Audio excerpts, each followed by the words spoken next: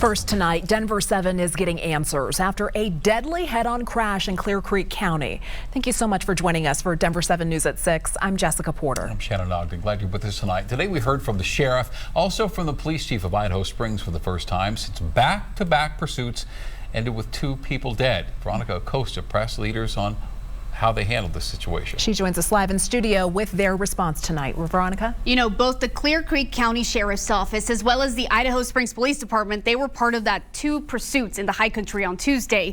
Tonight we're learning why law enforcement chose to disengage from that first pursuit and then engage in the second. I also asked one of the big questions, what comes next? A head-on crash Tuesday. This is tough, right? Ended with an innocent victim and a suspect dead.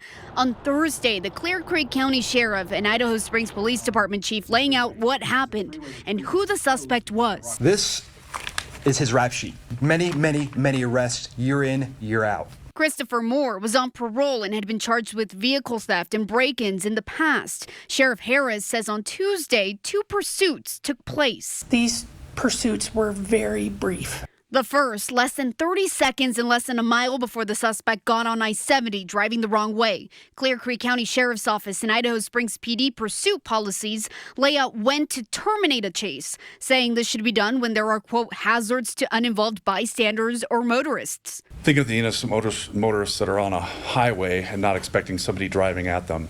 So they terminated that. The second pursuit happened on Highway 6. It went on less than 2 minutes and less than 2 miles. Stop sticks were deployed and officials say they chose to engage then because of the suspect's actions. The risk level was high for the general public. That's laid out in both vehicle pursuit policies. Though when it comes to pursuing in specific areas, does your pursuit policy take into account the structure of Highway 6, a really winding road? Do we have one specific to that highway? No, we don't.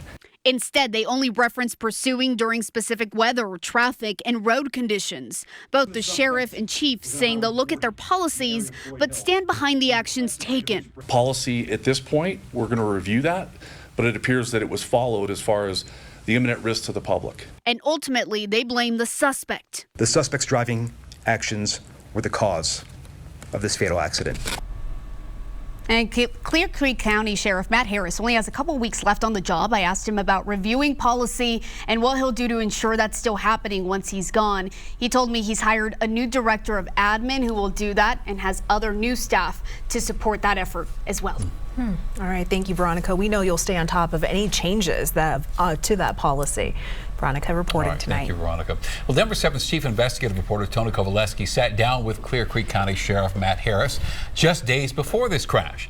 Tony asked him how he's tried to rehab the department over the past few years as he prepares to leave at the end of the month. So take a second, scan that QR code on your screen. You can see that whole interview or go to denver7.com/investigates.